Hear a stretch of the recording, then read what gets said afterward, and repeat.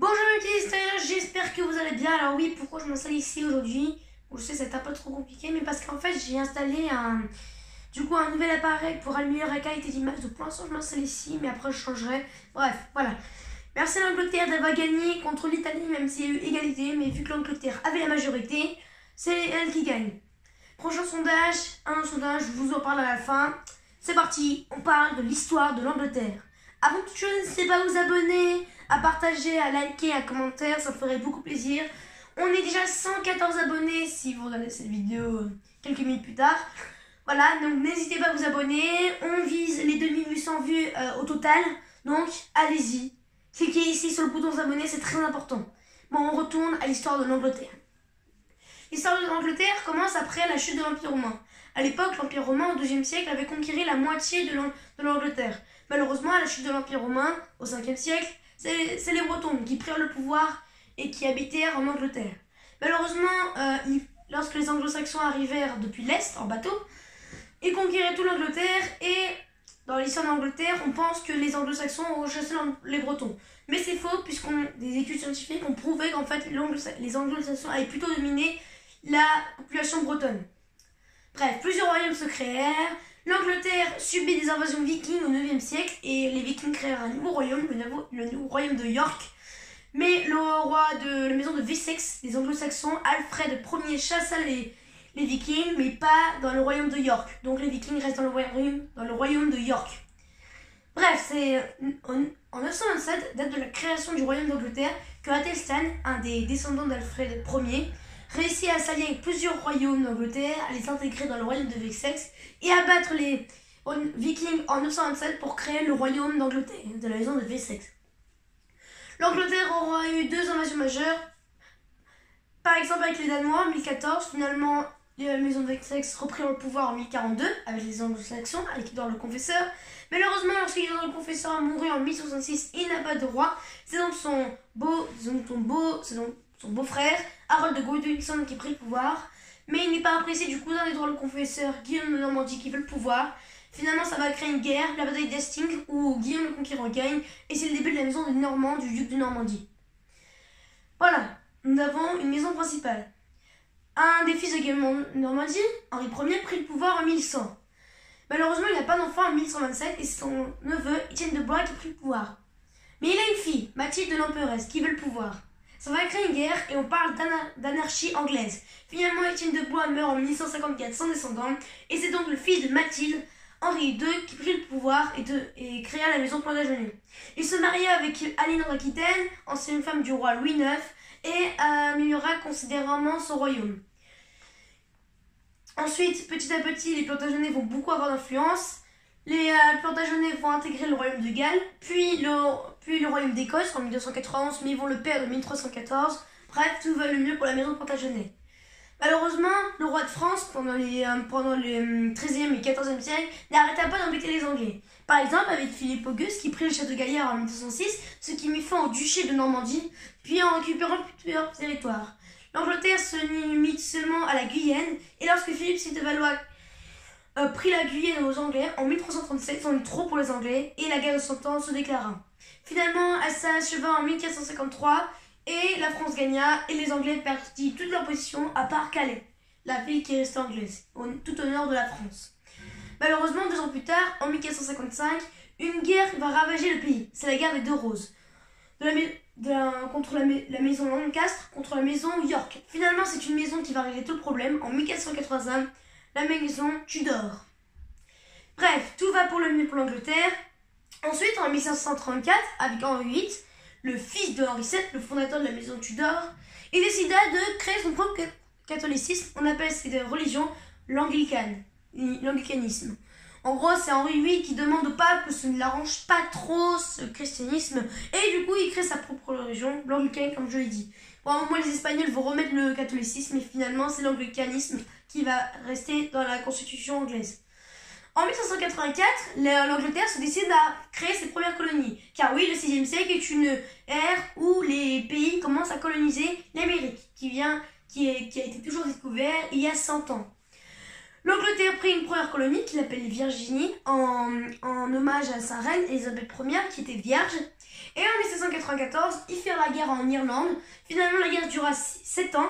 Et en 1601, ils gagnèrent, créèrent une famille en Irlande. Ils perdaient beaucoup d'argent, mais finalement, ils maintenirent leur pouvoir en Irlande. Et donc, l'Angleterre avait conquéri tous ses voisins les plus proches. Et en 1644, Jacques Stuart arrive au pouvoir. Donc, l'Écosse est rattachée à l'Angleterre. Bref, l'Angleterre a tous les royaumes. Maintenant, malheureusement, en 1688, Jacques II est chassé du pouvoir par Guillaume III d'Orange, le roi de Hollande. La Hollande va avoir une importance considérable dans les royaumes d'Angleterre.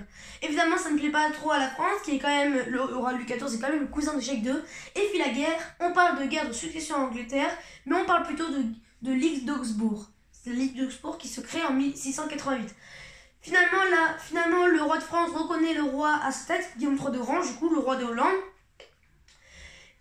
Mais la France en profite pour grappiller quelques territoires en Occident. Bref, tout va pour le mieux. L'Angleterre continue ses colonies, au nord, surtout au nord de l'Angleterre, au nord de l'actuel Canada, et tout va pour le mieux. En 1701, l'Angleterre participe à une deuxième guerre, c'est la guerre de succession espagnole, car oui, le roi Charles II mourut sans descendance. Il choisit finalement Philippe V, le petit-fils de Louis XIV, pour succéder. Je ne veux pas trop aux pays voisins qui trouvent qu'une union entre la France et l'Espagne reste très dangereuse, sachant qu'ils sont voisins. La Hollande participe au conflit, donc du coup, contre la France, l'Angleterre est contre la France. Finalement, la France comprend très vite que l'Angleterre commence à être très puissante, surtout en 1714, à la fin de la guerre de succession espagnole. Au XVIIIe siècle, cela marque la fin de la colonisation en Occident, puisque les colonies sont à son apogée. L'Angleterre conquérit quelques petits territoires, et ensuite, il y a eu la guerre de succession d'Autriche, en 1740. Évidemment, l'Angleterre sera du côté des Autrichiens contre la France, qui ne veut pas que...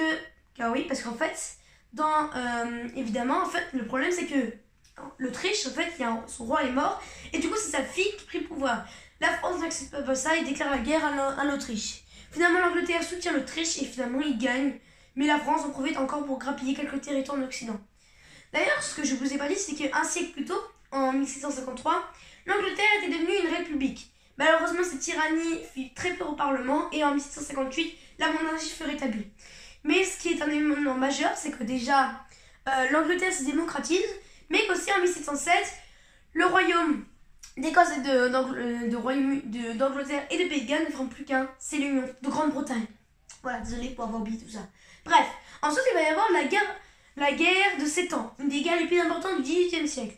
Tout simplement parce qu'en fait elle va durer 7 ans, de 1756 à 1763, mais c'est une réelle victoire pour l'Angleterre, puisqu'elle récupère tous les territoires de la France en Amérique.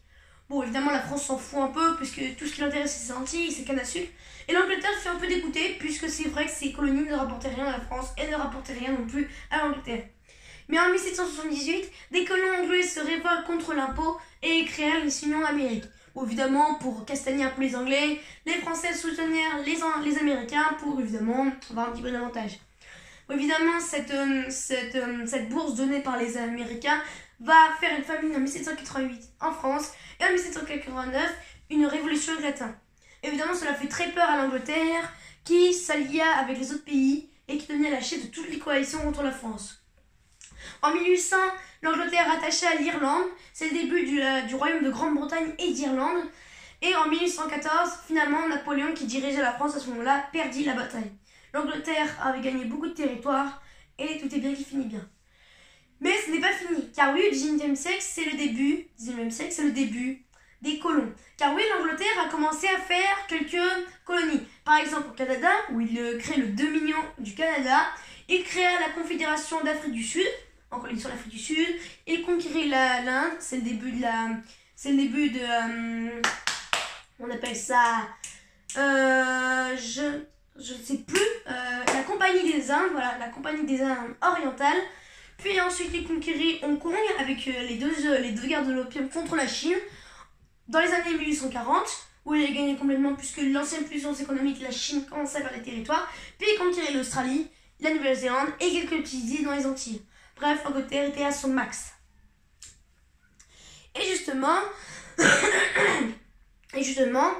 avec toutes ces colonies créées, surtout avec la colonisation de l'Égypte, l'Angleterre avec le traité allemand de 1875-1876.